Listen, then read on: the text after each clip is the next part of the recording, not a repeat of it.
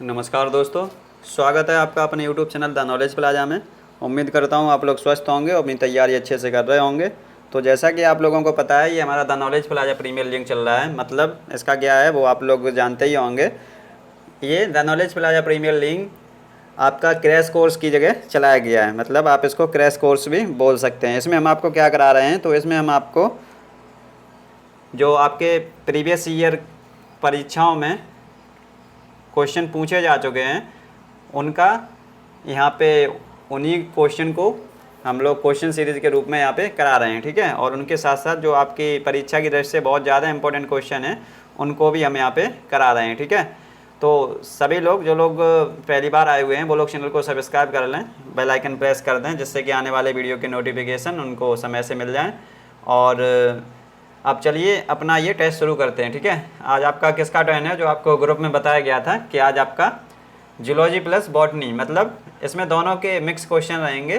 तो आप लोग देखेंगे और इनका आंसर देंगे। ठीक है, सबसे पहला क्वेश्चन आपकी स्क्रीन पर है, आप लोग इसको देख पा रहे होंगे। सबसे फर्स्ट क्वेश्चन आज क्या आपके टेस्ट का फर्स्ट क्वेश्चन यहाँ पे आप लोगों को दिखाई दे रहा होगा।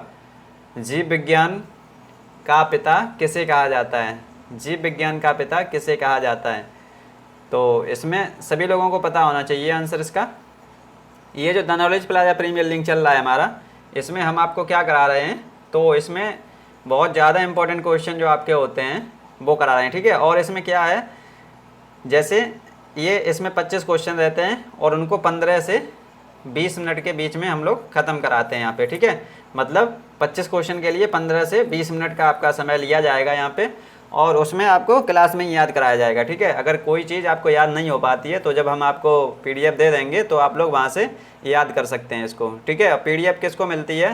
तो जो बच्चे यहाँ पे कमेंट करते हैं PDF प्रोवाइड करा दी जाती है। ठीक है, कमेंट आप लोग ज़्यादा से ज़्यादा करेंगे, जिससे कि हमें पता चल सके कि कौन बच्चा यहाँ पे प्रेजेंट है। ठीक है, सभी लोग एक बार कमेंट करेंगे और क्लास को शेयर कर देंगे। जीव विज्ञान के पिता कौन है? तो अरस्तु हैं। ठीक है, ये सभी लोगों को पता था, जीव विज्ञान के पिता अरस्तु हैं। ठीक है, और यहाँ पे जीव विज्ञान या जंतु विज्ञान एक ही बात है। और आपसे यह पूछ लिया जाए कि वनस्पति विज्ञान के पिता कौन है, तो आप लोग नोट कर लेंगे थियोफ्रेस्टस। ठीक है, थियोफ्रेस्टस। और आपसे किसकी बात की जाए, अगर बॉटनी की बात हो गई तो थियोफ्रेस्टस हो गए, और जूलॉजी की बात कर ली जाए तब भी आपके अरस्तु हो जाएंगे। ठीक है, अगला क्वेश्चन, आनुवांशिकी के जनक कौन होते हैं? तो ग्रेगर जॉन मेंडल होते हैं। जीवन का भौतिक आधार है, जीवन का भौतिक आधार क्या है? सभी लोगों के लिए शुरुआत के 10 सेकंड आप लोगों के लिए रहते हैं। ठीक है, 10 सेकंड आप लोगों के लिए टाइम रहता है, उसके बाद हम इसका आंसर यहाँ पे लगाते हैं। ठीक है, तो जीवन का भौतिक आधार क्या है? जीन, कोशिका, माइटोकॉन्ड्रिया या जीव द्रव्य? तो जीवन का भौतिक आधार जीव द्रव्य होता है। ऐसा किसने कहा था? तो हक्सले ने कहा था। ठीक है, जीवन का भौतिक आधार जीव द्रव्य किसने कहा? तो हक्सले ने कहा। ऐसा भी क्वेश्चन पूछ लिया जाता है कि जीव द्रव्य को जीवन का भौतिक आधार किसने बोला था? तो ये भी आप लोग नोट कर लेंगे। अगला क्वेश्चन, सर्वप्रथम कोशिका का पता किसने लगाया था? सर्वप्रथम कोशिका का पता किसने लगाया था? आप लोग आंसर देंगे, सही से इसका आंसर देंगे आप लोग। 10 सेकंड आपके लिए हैं। चलिए, टाइम आपका ओवर हो गया है। सर्वप्रथम कोशिका का पता किसने लगाया था? तो रॉबर्ट हुक ने लगाया था यहाँ पे। ठीक है, ऑप्शन आपका क्या है? रॉबर्ट हुक यहाँ पे सही होगा। ऑप्शन नंबर बी आपका यहाँ पे राइट हो जाएगा।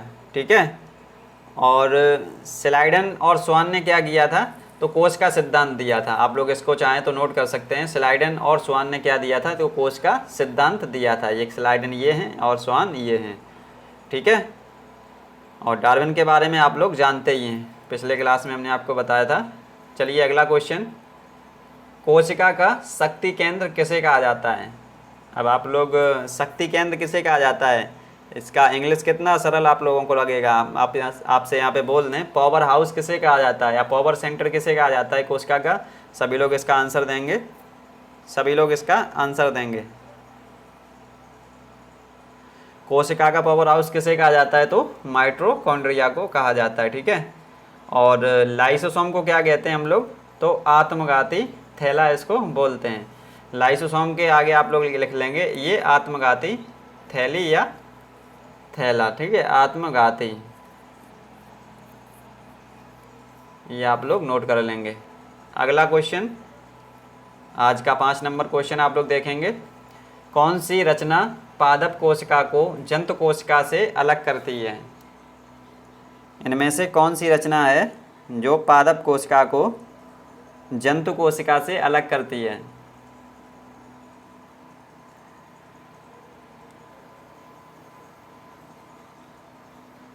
तो इनमें से कौन सी रचना है जो पादप कोशिका को जंतु कोशिका से अलग करती है? कोशिका भित्ति, क्लोरोफिल, सेंट्रियोल, या फिर ये सभी? इंपॉर्टेंट क्वेश्चन है, ठीक है, ये इंपॉर्टेंट क्वेश्चन है। तो पादप कोशिका को जंतु कोशिका से कौन अलग करता है? तो ये सभी ऑप्शन इसका राइट आंसर हो जाएंगे, ठीक है।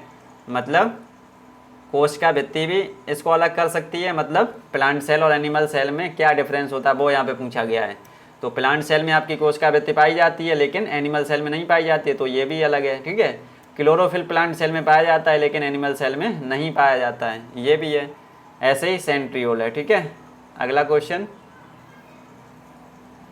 किस कोशिकांग को आत्महत्या की थैली कहा जाता है? ये हमने आपको अभी बताया। आप लोग 10 सेकंड का टाइम है आपके पास, आंसर देंगे। कुछ लोग बीच में जुड़ते हैं तो वो लोग ऐसा करेंगे कि जब बीच में आप लोग आते हैं तो शुरुआत से देखा करिए, ठीक है। शुरुआत से आप लोग देखेंगे तो पीछे हम बहुत सारी चीज़ें बता चुके हैं, वो आपकी छूटेंगी नहीं, ठीक है। तो आत्मघाती की थैली किसे कहा जाता है? राइबोसोम को, लाइसोसोम को, रिक्तिका को, या सेंट्रोसोम को? तो आत्मघाती थैली किसे कहा जाता है? लाइसोसोम को, ठीक है। और राइबोसोम को क्या कहते हैं? ये जो एक्स्ट्रा आपको चीज़ें बताई जाती हैं तो आप लोग इसको कॉपी पेन लेकर के नोट कर सकते हैं। राइबोसोम को क्या कहते हैं हम लोग? प्रोटीन की फैक्ट्री, ठीक है, प्रोटीन फैक्ट्री इसको बोलते हैं, प्रोटीन फैक्ट्री। क्वेश्चन आपसे पूछ लिया जाए कि प्रोटीन की फैक्ट्री या प्रोटीन का कारखाना किसे कहते हैं? तो राइबोसोम को कहते हैं। अगला क्वेश्चन, डीएनए की द्विगुणित कुंडली का पता किसने लगाया था? आप लोगों को दिखाई दे रहा होगा क्वेश्चन। डीएनए की द्विगुणित कुंडली का मतलब डबल हेलिक्स मॉडल का पता किसने लगाया था? केवल 10 सेकंड का समय है आपके पास। चलिए, टाइम आपका ओवर। डीएनए का जो डबल हेलिक्स मॉडल था वो किसने दिया था? वाटसन और क्रिक ने, ठीक है, वाटसन और क्रिक ने। ऑप्शन नंबर ए इसका राइट आंसर है। स्लाइडन और स्वान ने क्या दिया था? तो कोश का सिद्धांत दिया था। रॉबर्ट हुक ने क्या किया था? तो सेल की खोज की थी। और ग्रेगर जॉन मेंडल, आप लोग जानते हैं जेनेटिक्स के फादर इनको बोला जाता है, ठीक है, जेनेटिक्स के father, father of genetics, important है, फादर ऑफ जेनेटिक्स कौन है? तो ग्रेगर जॉन मेंडल। अगला क्वेश्चन, डीएनए का प्रमुख कार्य क्या है?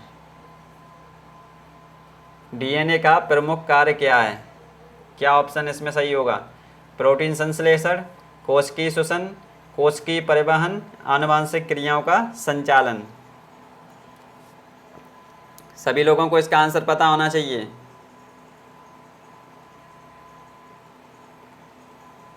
क्या आंसर हो सकता है इसका? तो आप लोग नोट कर लेंगे, आनुवांशिक क्रियाओं का संचालन, ठीक है।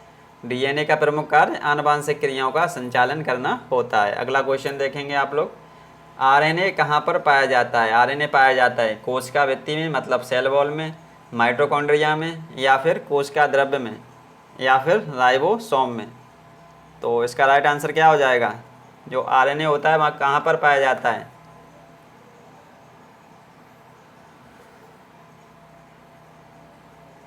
चलिए, टाइम आपका ओवर। इसका राइट आंसर क्या होगा? कोशिका द्रव्य में, ठीक है, मतलब साइटोप्लाज्म में। इसको क्या बोलते हैं? साइटोप्लाज्म,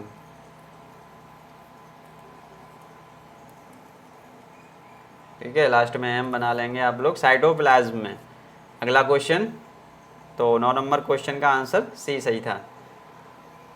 आनुवांशिकी का पता किसे कहा जाता है? ये हमने अभी आपको बताया है। सभी लोग इसका आंसर सही से देंगे, ठीक है, सभी लोग इसका आंसर देंगे जिससे हमें पता चल जाए कौन अभी अभी आया है। जो लोग गलत आंसर देंगे वो पता चल जाएगा वो अभी आए हैं, ठीक है।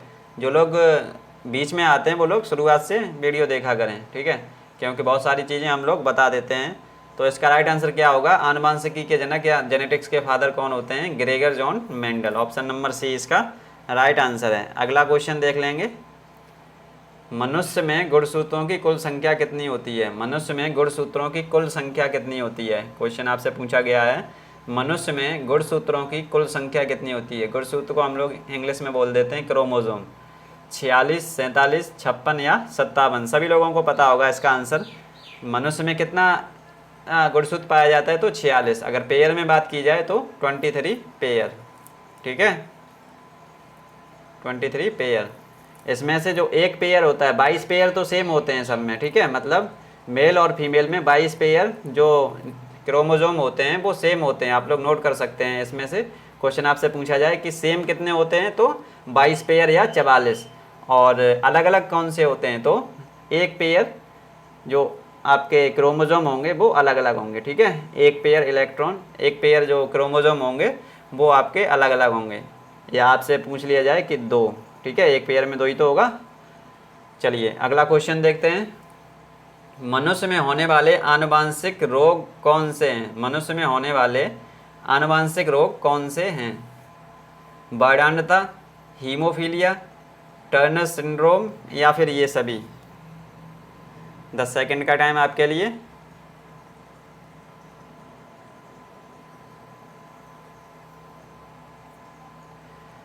तो मनुष्य में आनुवांशिक रोग कौन कौन से? ये सभी हैं। ठीक है, मतलब ब्लाइंडनेस भी, हीमोफीलिया भी और टर्नर सिंड्रोम भी।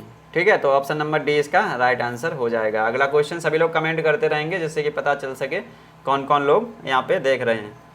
लड़का पैदा होगा जब, मतलब लड़का कब पैदा होगा? जब गुणसूत्र कैसे हों? एक्स एक्स गुणसूत्र हों, वाई वाई गुणसूत्र हों, एक्स वाई गुणसूत्र हों या एक्स एक्स एक्स गुणसूत्र हों? तो इसका राइट आंसर क्या होगा? इसका राइट आंसर आप लोगों को पता होगा, एक्स वाई जब गुणसूत्र होंगे, मतलब एक्स वाई जब क्रोमोसोम होंगे तो यहाँ पे लड़का पैदा होगा। ठीक है, और जब एक्स एक्स गुणसूत्र होंगे तो वहाँ पे लड़की पैदा होगी। ठीक है, आप लोग नोट कर लेंगे, जब एक्स वाई क्रोमोसोम होंगे तो वहाँ पे लड़का पैदा होगा, और जब एक्स एक्स गुणसूत्र होंगे तो वहाँ पे लड़की पैदा होगी। ठीक है, ये चीज़ आप लोग नोट कर लें। अगला क्वेश्चन देखते हैं। हीमोफीलिया रोग से ग्रसित या ग्रस्त व्यक्ति में लक्षण दिखाई देते हैं। हीमोफीलिया रोग से ग्रस्त व्यक्ति में लक्षण दिखाई देते हैं। आयरन की कमी हो जाती है, रक्त का बहना बंद हो जाता है, रक्त बनता ही नहीं है, रक्त में श्वेत रक्त कण मृत हो जाते हैं। आप लोग सही से इसको देखेंगे 10 सेकंड, उसके बाद आंसर देंगे।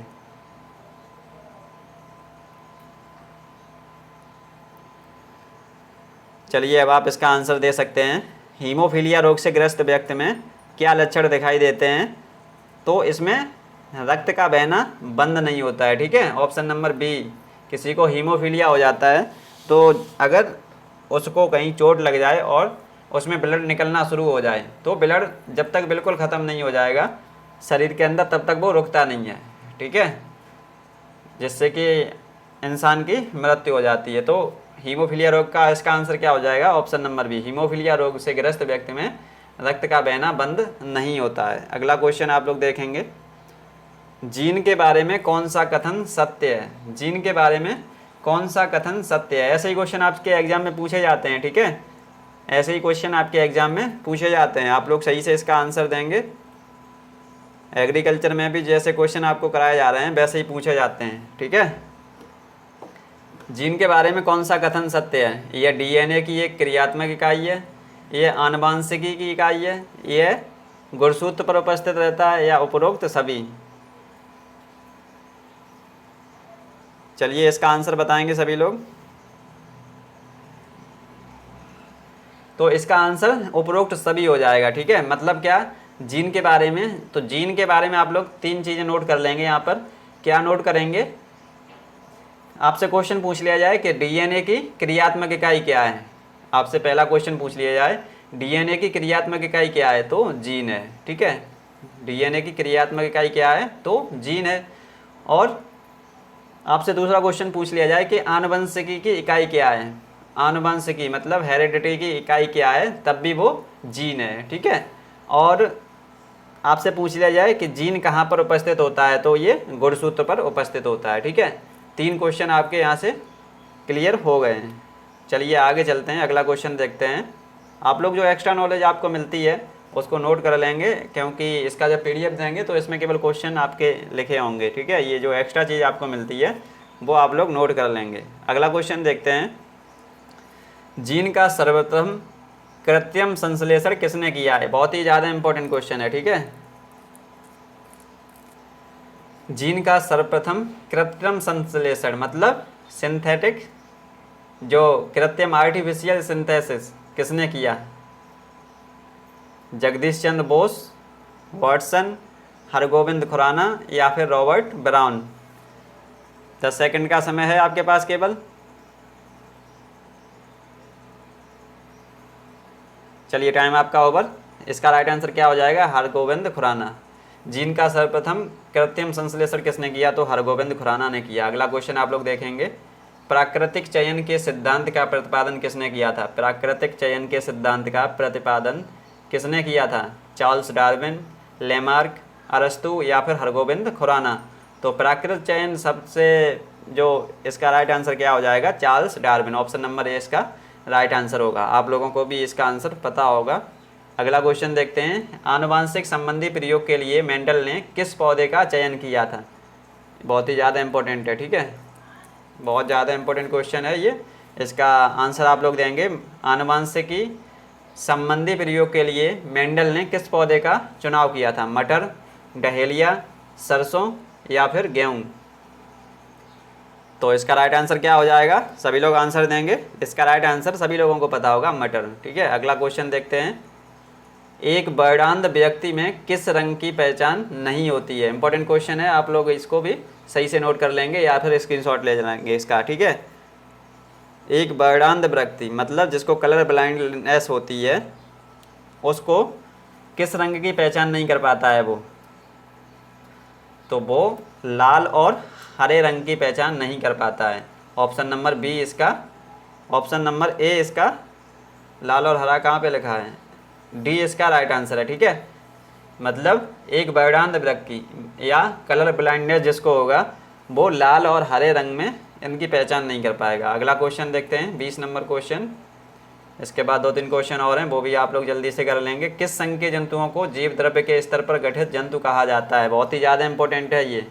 ठीक है, बहुत ज़्यादा इंपॉर्टेंट क्वेश्चन है। अगर आप लोगों को क्लास अच्छी लग रही हो तो आप इसको लाइक कर सकते हैं। ठीक है, और जो लोग पहली बार चैनल पर आए हैं वो लोग इसको सब्सक्राइब कर लें, क्योंकि ऐसे ही प्रैक्टिस की, ऐसे ही क्वेश्चन की प्रैक्टिस यहाँ पे डेली चल रही है जब तक आपका पेपर नहीं हो रहा तब तक। क्लास को शेयर भी आप लोग कर दीजिए जिससे कि और भी आपके साथ वाले आ जाएं। किस संघ के जंतुओं का जीव द्रव्य के स्तर पर गठित जंतु कहा जाता है? मतलब जीव द्रव्य का बना हुआ शरीर किसका होता है जीव द्रव्य स्तर का? तो प्रोटोजोआ का। ठीक है, प्रोटोजोआ का। अगला क्वेश्चन देखते हैं। एक कोष की जंतु अमीबा एवं यूग्लिना को किस संघ में रखा गया है? सभी लोगों को इसका आंसर पता होना चाहिए। 10 सेकंड का टाइम आपके लिए है, आंसर दीजिए सभी लोग। एक कोष की जंतु अमीबा एवं यूग्लिना को किस संघ के अंतर्गत रखा गया है? तो किसके संघ अंतर्गत रखा गया? अमीबा और पैरामीशियम को, या अमीबा और यूग्लिना को? प्रोटोजोआ। ठीक है, ऑप्शन नंबर डी इसका राइट आंसर है। अगला क्वेश्चन देखते हैं, 22 नंबर क्वेश्चन। मेढक में श्वसन किस अंग द्वारा होता है? मेढक में श्वसन किस अंग के द्वारा होता है? सभी लोग आंसर दीजिए।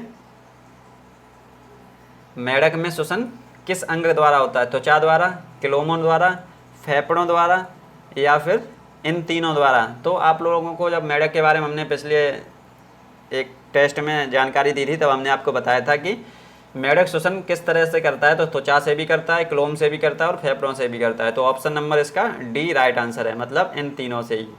अगला क्वेश्चन, वास्तविक मछली कौन सी है? वास्तविक मछली यहाँ पे है। ठीक है, वास्तविक मछली कौन सी है? Real fish. ठीक है, वास्तविक मछली कौन सी है? इनमें से एक क्वेश्चन आ जाता है, वास्तविक और मतलब सत्य मछली और असत्य मछली में से एक क्वेश्चन पूछ लिया जाता है। तो आप लोग इसको सही से तैयार कर लेंगे।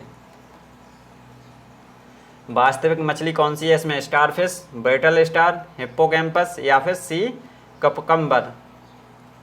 आप लोग यहाँ पे एक चीज़ याद कर लेंगे, इसकी एक ट्रिक है कि जिसके आगे फिश लगा हो वो तो असत्य मछली है, मतलब वो सत्य मछली नहीं है।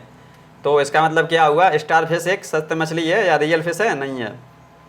इसका आंसर सी ऑप्शन सही है, ठीक है। हिप्पोकैम्पस एक वास्तविक मछली है। ऑप्शन नंबर सी इसका राइट आंसर है। अगला क्वेश्चन देखते हैं, आज का सेकंड लास्ट क्वेश्चन। मेढक किस वर्ग का जंतु है? आस्टिकतीज, एम्फीबिया, सरीसृप या कांडक्थीज? सभी लोगों को इसका आंसर पता होगा, सभी लोग आंसर देंगे और इसके बाद आपका क्लास जो है वो ख़त्म करते हैं। एक क्वेश्चन और है इसके बाद। मेढक किस वर्ग का जंतु है? तो एम्फीबिया का, ठीक है। मतलब जल में भी रहता है ये और थल पे भी रहता है, ठीक है। एम्फीबियन का है ये। और आज का लास्ट क्वेश्चन आप लोग देख लेंगे। आज का लास्ट क्वेश्चन क्या है? स्तनियों का हृदय कितने कोष्ठ का होता है?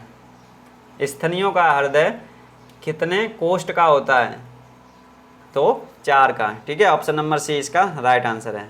तो आज की क्लास आपकी यहीं तक है। अगर अब आपको आगे मिलेंगे और दूसरी क्लास के साथ, तब तक के लिए आप अगर इसको पसंद कर रहे हैं, ये सीरीज़ पसंद कर रहे हैं, तो आप लोग इसको लाइक कर सकते हैं अपने दोस्तों के साथ। जहाँ कोई भी आपका दोस्त है, कहीं भी कोई सी भी कोचिंग में पढ़ता है, तो उसको शेयर कर सकते हैं, जिससे कि वो दोस्त भी आपका यहाँ पे प्रैक्टिस करने के लिए आ सके, ठीक है।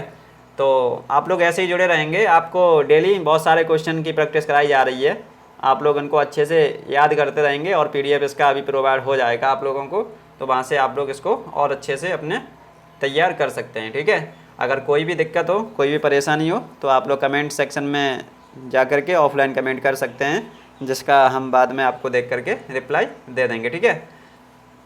12 से 14 घंटे के अंदर आपको रिप्लाई मिल जाएगा, ठीक है। तो चलिए अब मिलते हैं आपको अगले टेस्ट में। तब तक के लिए आप लोग ऐसे ही शेयर इसको करते रहेंगे, ठीक है। आप लोगों से कुछ और नहीं मांगते हैं, केवल आप लोग एक ही काम करेंगे, इसको ज़्यादा से ज़्यादा लोगों तक शेयर करेंगे, जिससे कि मोटिवेशन हमारा भी बना रहे। चलिए अब मिलते हैं नेक्स्ट क्लास में। तब तक के लिए जय हिंद, वंदे मातरम।